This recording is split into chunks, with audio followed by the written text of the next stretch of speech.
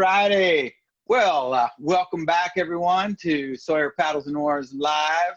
We're on a beautiful last day of June here in Southern Oregon. And today we are actually going to showcase one of our dealers. And I'll give them a chance to introduce themselves in just a minute. One of the things we want to do is really just kind of showcase what the operation is at Utah Whitewater Gear. And also, we're here to answer questions. This is live, and really just kind of let you know what their operation is and things you can get at the Utah Whitewater Gear. And I'll throw it over to you guys. Go ahead and just give me an introduction of you guys and the operation yourself. Okay, I'm Anthony. We're brothers. We started Utah Whitewater Gear about 8 years ago on a whim, and it's snowballed into quite the operation. Nice. Oh, and I'm Clinton. Sorry, I got a little distracted with customer coming through. So, yeah, it's been a great adventure. We've been doing this for 9 years, and it's been crazy, but we're loving it. Excellent, excellent. And so, as if I remember, kind of just going into the history a little bit, is like how did this adventure start? So you basically, you guys are both river runners, and you just couldn't really find what you needed in your local area. Give me that tale. Like what drove you to start this journey? We were sick of trying to find gear. I mean, we're in a major metro area, Salt Lake. There's Absolutely. 2 million people or so. We'd go to the gear shop and they'd be like, oh, we'll get that in 3 weeks and maybe it'll show up. So. Well, yeah, it was when we went to do the Dolores. I wanted a landing pad for my trip. So I went to the local shop. They didn't have anything. So luckily we stopped through Moab and got one. And then that was like on that trip, we're just like, man, there's just like you go in there, it's barren. But I do understand when we started out, we did have a lot of gear, either, but we worked really hard to make it chock full now. So, right, we decided on that Dolores trip to pull the trigger. It took us about a year and a half to get the permits and find a location and all that. So, yeah. Right, and your father is involved somehow, or did he help you get things started? How'd that process work? He's our silent investor. So he kind of gets the silent.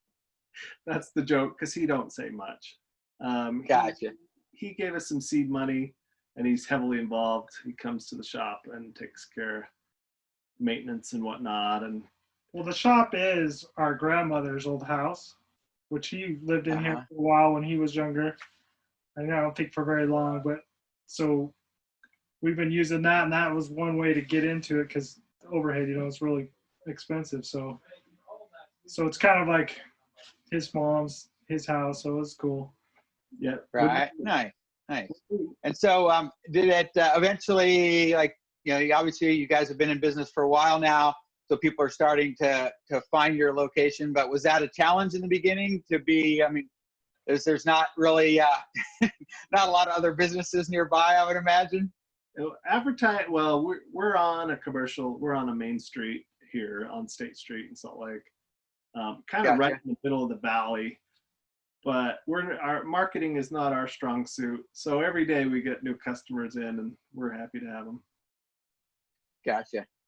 And a lot of times, folks just kind of stumble onto you, find you online, and then kind of be like, "This is in my area. I'll go check it out." Or how does that normally work? Yeah, word of mouth.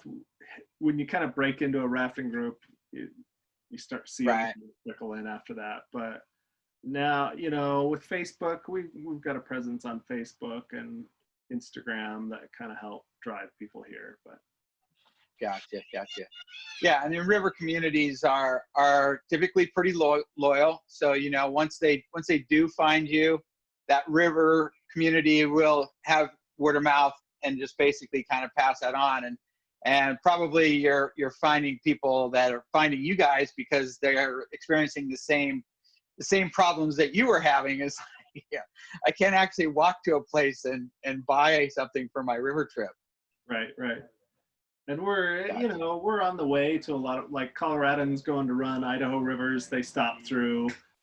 If they're Idahoans are going to the Grand Canyon and they need a last minute thing, they stop through. So we catch a few out of towners every so often. Gotcha.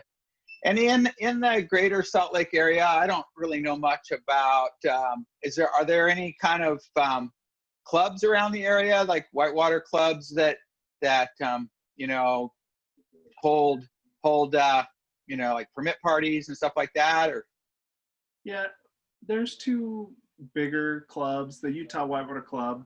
They're primarily kayakers. We just started breaking into kayak gear this season. And then there's the Wasatch Mountain Club. It's been around for over 100 years. And they do Gotcha. multi-day trips quite often. So yeah, we do a lot of their maintenance. Nice. Yeah, I mean, we definitely, every river community has those little niche groups around. You know, I mean, there's obviously a lot of outfitters in the rivers that are surrounding you, but also there's that kind of just that fine balance between the recreational boater and the outfitter on all rivers. And you know, clubs can definitely give some representation to that private boater as well. So that's probably an area that helps you guys grow, as far as you know, just having members know of your operation. We try to support them real well and be active in their activities and make sure that they're taken care of. But yeah, I think that helps them get the word out and spread it that, you know, we're here, and continues to grow. So Excellent. So let's remind people just whereabouts you are exactly, so that more people know exactly your location in the greater Salt Lake area. So just describe the area somewhat to folks that are going to be driving through, and maybe that will give them the ability to stop in, whether they're traveling east or west and coming through Salt Lake City. well, luckily we're right by I-15, the interstate. And we're about maybe 4 blocks away from the interstate off 72nd South. And then State Street, if you're ever in Utah, that runs all the way up to the Capitol and all the way through the whole entire valley. And that's a big commercial hub. But once you get on State Street, it is, like I said, my old grandma's house, and everything's grown up around it. So it is kind of tucked in between two little hair salons. Usually people have to pass the two before they catch the right building. So yeah, so we're like right in the middle of Salt Lake Valley, and and we've got Ogden to the north and Provo to the south, and you got I-80 that goes east to west, but there's not much that goes through there. Mostly I-15 north to south. Nice. Yeah, I mean, definitely, you know, it's probably been a bit of a change where, you know, just in the last few years, you know, a lot of the trade shows that we were going to regularly kind of have moved away from Salt Lake City. and now kind of, you know, 2020 is the year of no trade show. So, Right. you know. They're trying to bring one back. I don't know how successful they'll be, but Right. The big gear show, they're trying to bring that back to your area. Yeah. Terrible year to try and bring that back, but you know, we'll see. I think that as we were discussing this morning, you know, I mean, it seems like, you know, just online and video conferencing is going to be kind of how we're going to be learning about new products in the industry. You know, it's Hard to get the every new product's going to take an extra long time to get out there. right. So, but yeah, and that's definitely like one of the things is that you guys, once you open this up, you do get that ability to go to all those trade shows that used to be existing, and that probably helped you kind of dig into some new unique products and stuff that you couldn't really find anywhere else, because that's really a lot of what kind of these small brick and mortar shops is like. You guys are filling that niche, right? As far as, so maybe give us just a few key items that are specialty to kind of your guys' preferences in river running and things that, you know, folks can't necessarily find other places. You know, as we talked a little bit this morning, like maybe your top 3 favorite gadgets for river running. Well, you know, the nice thing about us, we're not married to any, you know, some of the retailers are kind of associated with brands and stuff. We are married to the square tops, though. That's our top item. But, you know, so we pick it, and we used to have time to go find all the cool new things. Like right now, the new things are SDG's putting out a really good hand wash station that's packaged. It has a soap holder built into it, and the pump works really well. You know, and you've got the aluminum raft ladder. That one's pretty cool. It's real rigid, so it doesn't just push under the boat. You know. Right. One of my favorite products, though, it comes from NRS. It's CG Gear.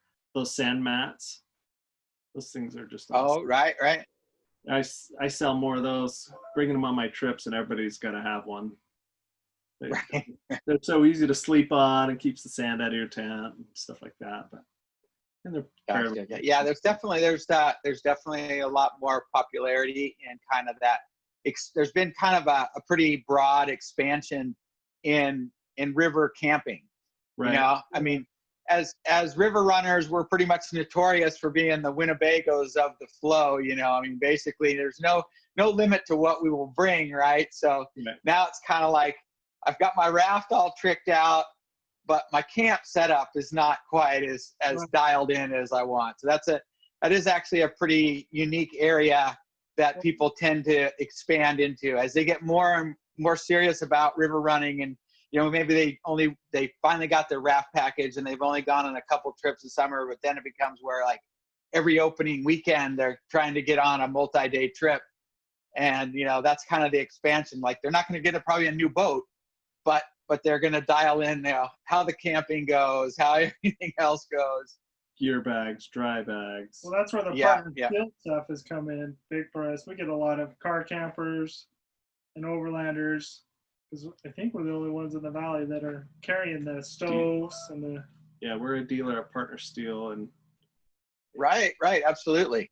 And that's. Yeah, I mean, I think that it all kind of flows into kind of the staycation. You know, people are probably in this current situation we're in. You know, people around your area are probably starting to, you know, explore what's around them. You know, maybe they weren't actually just going car camping up into the mountains as much because they could do that, you know, big traveling, you know, abroad or whatever.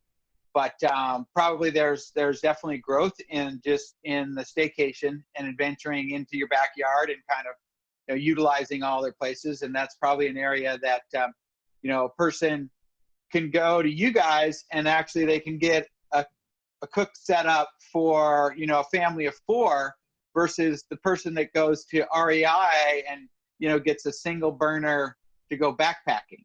Right. You know, kayak and single burners. yeah. Kayakers don't really probably even know what Partner Steel is. Maybe they've been on the. It doesn't fit in their quote. Yeah. Raptors eat steak on the last night. We don't need. Yeah, exactly. Now, so I know that you guys carry a wide variety of products, and then also you do offer quite a bit of rentals. Let's talk a little bit about that. So basically, you've got people doing multi-trips in all the surrounding areas around you, and kind of run me through just kind of the spectrum of what somebody can rent from you. And maybe they are doing a staycation where now they've gotten invited on a river trip, but they haven't quite got to that point to purchase the full meal deal. But literally they can get everything from you for that raft trip. Is that correct? Yes, they can. We offer full ore packages down to sups and duckies. We do have some paddle rafts as well. And we try to carry some specialty, like we'll have a mammoth an air mammoth that you could rent or a saber tooth. So we have some kind of cool little thing. They don't rent a lot, but people that are seeing those things and then, hey, I want to give that a try, can give it a whirl, and then they go out and they love it. Half the time they end up buying one, but Right. A little bit more of a specialized item. Yeah. And just explain what that item is, because not everybody knows exactly what those items are. I mean, not everybody is completely involved with the air lineup, but give us a little rundown of just those unique boats as far as just what they are, so people have an idea. So airs, it's basically a shredder, but it's super well designed. So they kind of lifted. It's like an inflatable cat, basically. Yeah. You don't need a frame. They call them paddle cats. And so you can sit on it without having a frame, rub you raw the whole trip, and that's a little 12.5 footer. It's designed for 2-person. R1 or R2? R1. They're calling those S1 and S2 now because it's saber tooth or shredder. But yeah, those are really cool. 12.5 foot. And then the mammoth is a bigger version. So it's got a round back. It's got a mesh floor that's raised off the water. So you're tracking really straight and you're not. So can you put a stern frame on a mammoth? You do stern frame, and then it has 3 thwarts, so you can get up to 7 people on that. So it's a bigger, and it's just a fun playboat. Yeah. Gotcha. Yeah, we go up to the Payettes every year and take that thing, and that's a pretty fun paddle unit. Right, and is it mostly as a paddle boat or more of a stern drive boat? It can be both. When I paddle a lot, I got a lot of little kids, so I don't want to leave it all. But when you fully load that, you're gonna you need some paddle power. You can't just right. That, but yeah. I took one on a commercial trip on the Yampa last week, and everybody loved it. The 2 paddle boats were full the whole time. Usually everybody dreads a paddle boat on a multi-day trip, but with the stern mount frame, it kept it moving too, and from lagging behind. Sometimes paddle boats will lag behind on multi-days as well. I mean, stern drives are huge out here in the West. I mean, people, it's almost like on every rafting outfitter runs stern drives, and then a lot of the recreational boaters are ex-river guides, and so like when they end up getting that first boat, it's basically a stern drive or a square frame that can be center mount or rear mount, and they end up getting a raft at first, and then they kind of start moving into like a multi-day frame package. But a lot of stern drives out west here, not nearly as much as stern drives like out in the east. But in your guys' area, Idaho, there's quite a few. So, I mean, is that something you guys rent stern drive frames for? If someone requests operation, but normally we just send them out with paddles because a lot of people don't know how to set it up or run it. So if they request it, we will. But typically, it's not included in the rental. Probably not the big high demand item. No. Most people probably don't want the full raft package with the dry boxes, the coolers, the whole 9 yards. And that's definitely probably what is the biggest draw for you guys, because that's what we see out here as well. We have we have the 3 and 4 day trips. You need to think. Go ahead. We do dry suit rentals, which no one else around in the valley does. So you get that season, late season. We got some Cocatat jack suits that we rent out. And we do pretty good with those. And that works pretty well. I mean, obviously there's definitely there's a fine line between the seriousness of the boater, that if they haven't gone to the spot where they own their own dry suit and they're actually going on a trip with friends, that's not something we see around here. There's not a place you can rent a dry suit that I'm aware of, and at least not in Southern Oregon. Maybe more closer to Portland, but yeah. And is that something you guys have to like replace gaskets and stuff over time, or keep them well maintained? We do replace gaskets here. That's another thing that we do quite a bit of. I usually do 20 or 30 gaskets every spring. But it extends your season. So like if you're on a Middle Fork trip in June, you're probably going to get some snow. I was up on the Main 2 weeks ago, and there was snow on the mountaintops, and we were pretty happy we had dry suits. Oh yeah. Not everybody had them, and so. Yeah, well, and it's also once you start boating in a dry suit, I don't know if you really go back from that. Right. It's like once you wear out your first dry suit, I think you just pretty much go, all right, I'm going to replace my dry suit. That's not a question. I'm not going to go back to just wearing a wetsuit. Or you hand it down to your kid, and you get yeah. And that's some of the technology that's gotten just better and better. You know, there's definitely more and more options in dry suits, you know, than there were even 10, 15, 20 years ago. You know, I mean, there was not as many available, but that's become pretty much commonplace. And so let's talk a little bit about small crafts, because definitely it seems like at this given time, there's a lot of demand in small crafts. You know, stand-up paddle boards, obviously folks are renting those, and there's lakes and stuff around that people can paddle close by. Do people rent for just that kind of stuff? Do they rent kayaks and sup boards just to go out and paddle around anywhere nearby? Or is it more still the people going on a multi-day longer adventure and they're going to take a craft? We get a lot of local lakes, and so usually we'll rent out everything every weekend, and then occasionally we'll have full week rentals. You know, Utah's an interesting market. SUPs didn't really take off like in Colorado and the Northeast or the Northwest. So we used to carry some in the shop, but we pulled them out because we don't move enough of them to take up the space. So, and then you've got Costco that has $200 SUPs. We repair those all. Yeah. we moved from selling them to repairing them, and we get probably 10 or 15 pop SUPs every year. So. Right. Yeah. I mean, we definitely are continually educating people about, you know, a quality inflatable SUP board that is designed to go on the river versus just an inflatable package that price is the main point.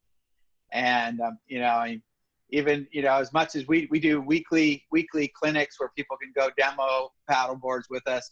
And you know, we noticed that people will come out and do a Wednesday paddle with us a couple times, and then they go to Costco and buy a board. And we're just like, they'll be back. They'll be back eventually. But a year or two for that thing. Yeah.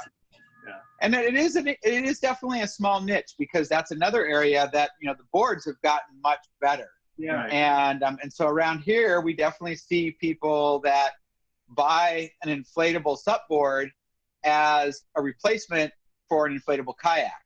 You know, they already do multi-day trips, and, you know, they always want to have some small crafts along with them. And then they're looking at, you know, buying an IK versus, oh, maybe I'll just buy a SUP board, and now I've got that other toy for the trip, but it's something different, and, you know, prices are fairly comparable there. So you guys see that a bit, or mostly a lot of inflatable kayaks is probably your main small craft? Inflatable kayaks are going crazy, because we do have a lot of lakes, so we got a lot of people wanting to go out and recreate that are not even rafters. They can't get them anywhere else, and they've been coming here to get some. So it's, in that sense, you got the recreational people doing that. Yeah, so that's probably just probably a new market then, right? Because basically that person that's going out and exploring the lakes, they start to realize that they can get an inflatable kayak, They can get out on the lake. They can go fishing. You know, they can probably just looking for more of that staycation, exploring the area around them. And then do you guys sell off? Do you have a cycling program? Do you sell off your demos per year? That's I kind of like waiting for maybe 2-3 years, and then we'll sell them all off at once. They go quick though. Yeah, the used IK market is crazy. They hold their value. They don't really get below $500 really. You know? Right. So if you're looking for one, you pretty much got to have cash in hand, and you got to run right over if you see a good deal. You can't wait till morning. You have to get on it. Unfortunately, we just replaced ours last year, so it's all new this year. Right. Yeah, and that is one of the things. I mean, I think in most river communities, that's something that you don't see very often, as far as like, you know, on Craigslist and all these other sites, or even Facebook, you know, sales. It's not like you see a lot of people selling a decent IK, right? It's not. It's like it's either new or it's really used. Well, right. If they do sell them, it never makes it on. They sell them to their friends before they even right. Yeah. Yeah, I mean, I think around here, the people do watch the outfitters, you know, because outfitters try and rotate their gear. Yeah. And, you know, I mean, everybody knows that outfitters really put some extreme wear and tear on their gear, but they have to maintain it, right? So even if they do put extreme wear and tear on it, they are repairing, they're putting patches on it. And, you know, if an outfitter can convince you that it's holding air, then, you know, they'll sell those things. Yep. Perfect. Well, as we're kind of winding things down, I do know you guys are both avid river runners. And so I do have a couple things that I want to finish up with. Is one, I want to just give you each a chance to give us kind of what your favorite Sawyer product is that you guys carry. And then we have a couple other pieces before we finish up. So I'll let you go one at a time. What's your favorite product from our side of things? For him and for me. Well, it's square tops. So initially I was like hesitant. I was like, whatever, I'll just use whatever. And then he got a pair and I rode Hell's Canyon on them, and it was over after that. There's never looked back. Square tops. You know. Nice. And I do a lot of construction, and our dad was a carpenter growing up, so I love the wood. So I gotcha. All your paddles with the wood, I just drool over, and you know, especially if a lot of fishermen come in that are doing like their own cedar drift boats, and you know, they get really like, it complements their boat, so they'll show me pictures, and so yeah, I do like that, just for how pretty they are, and obviously they function, they're awesome, but. Yeah, definitely. If you do get that, the person that is building their own wooden drift boat comes into the shop, that's an ideal Sawyer or customer, you know, because they're really trying to find out which one of the nice wood oars they want to match with the boat. Right. And a lot of those folks go to the VLAMs or even the Artisan series. Well, I wish I could put a pair of VLAMs on my raft, but right. it's just not strong enough, but I wish I could so bad. Yeah. Yeah, you know, and we do have we have outfitters that work on the Middle Fork, and they run the VLAMs exclusively, and it's all just because they like the flex and feel, right. And they definitely beat them up. But and we have actually started for some of the outfitters is we do a full perimeter blade on a VLAM, so you get that little more flex than you get in the carbon, but the blade is a bit more protected as well. So, right. You know, there's definitely things there. I've definitely noticed through the years that you guys have, you know, you've expanded what you offer from us, and you know, we understand that's kind of testing the market as well, and you know, it's like you have some of those different products in the shop, and it's just a matter of finding that niche crowd that starts kind of exploring more and more of what you guys are carrying, and yeah, I mean, definitely the carbon square top has been, you know, that is the number one for for the Whitewater specific rower. And you know, but then the VLAMs and a lot of the artisan series have kind of branched into more of the fishing folks and folks that are kind of wanting something a little bit more flexy on it. But we do want to kind of finish up with a little tour of the shop. So before we get to that point, so you guys obviously sit in the middle of the state pretty much, and you've got Whitewater Adventures all directions. What's the main river trip that you try to do every year? I mean, obviously everybody plays the permit game, but is there a river trip that you typically get on every year? Well, I'm spoiled. My favorite river is the Grand and the Middle Fork. It's about every other year I do one or the other. And also I have some commercial permits on the Yampa, which is really hard to get on. So I do that 2 or 3 times this season. But the Middle Fork is one, I need to get back on the Middle Fork. Yeah, the Middle Fork is definitely quite a gem. Yeah, I was talking with Aaron over at IOGA, and we were talking a little bit about cancellations. You know, on the road, they basically have 100% reallocation of cancellations, right? So it's kind of private boater mecca right now because, you know, there's definitely outfitters are having cancellations, and so I talked to him a little bit about it, and he's like, well, yeah, we do reallocate cancellations. It's just not as easily used, but you know, I would imagine there are some folks that are getting on the Middle Fork that didn't draw a permit, but they're like, yeah, I think there's going to be some cancellations. I can make it happen. Yeah. Even shoulder season is wonderful. Early spring. Yeah, exactly. And it's kind of one of the things, like Rick, we both talked a little bit about, you know, this morning that, you know, I mean, the demand right now is just crazy. I mean, it's kind of like this is already our peak season, you know, peaking up to 4th of July weekend is already our peak season in this industry. But it seems like with the whole 2 months of just everybody on hold, now there's that pent up need is just on top of our regular high season. And so it's very interesting. Like, you know, nobody really has this crystal ball. Like, we don't know exactly, you know, how long is this going to go? Is it going to actually, are we going to see where it goes into where we have a longer postseason, or, you know, in a longer off season than the shoulder season, or, you know, what, you know, it's really kind of unknown on all that. But, but yeah, it's definitely, the demand is high. And I think a lot of it is people are really wanting to go out and just explore on their own. You know, they're sticking close to home and exploring with who they live with. Right. You know, and that's definitely key.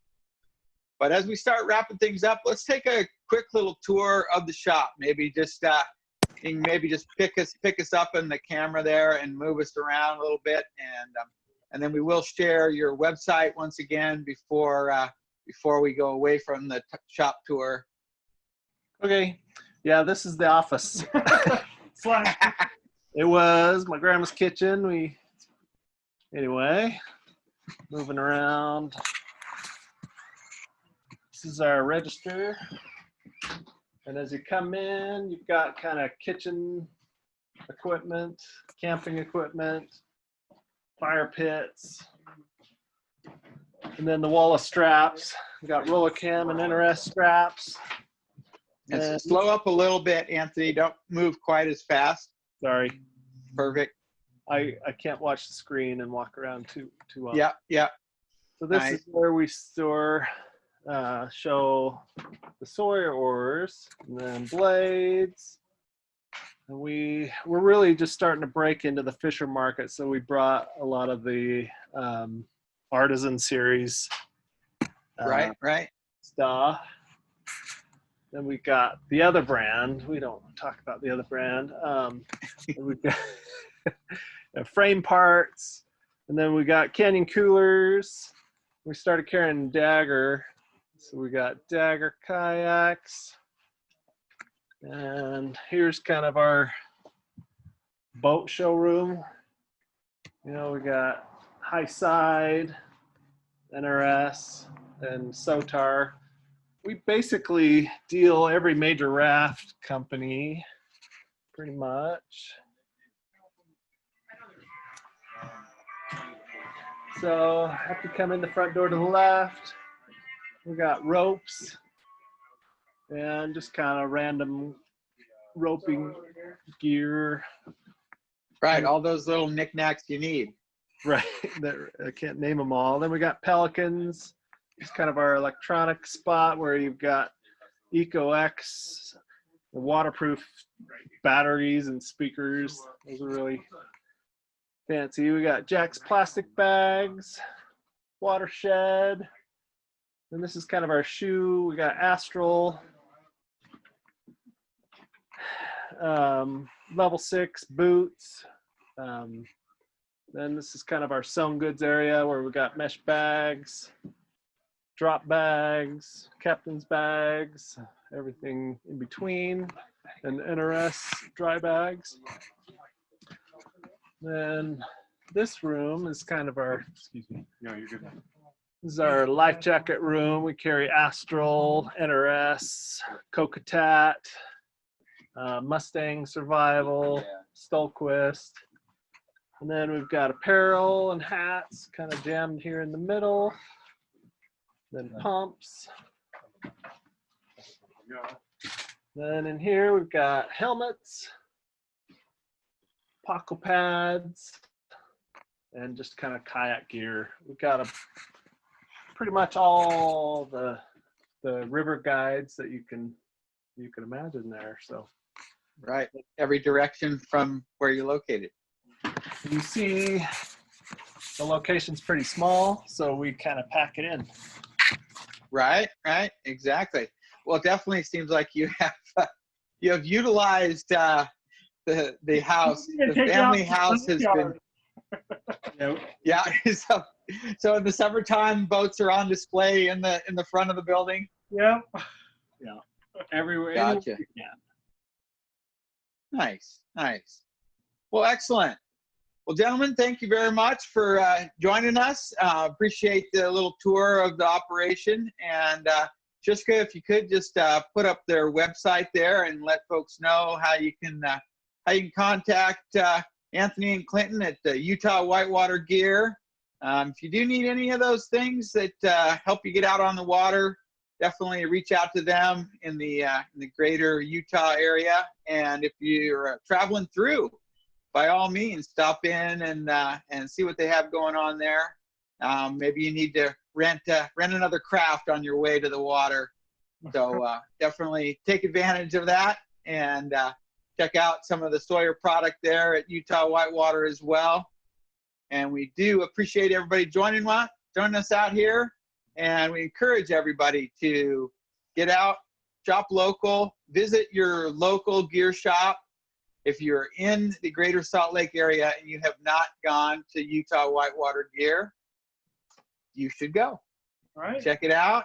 And definitely remember to be kind, be patient, and shop local. And we'll see you all on the river. All right. Thanks much. We'll see ya. Bye.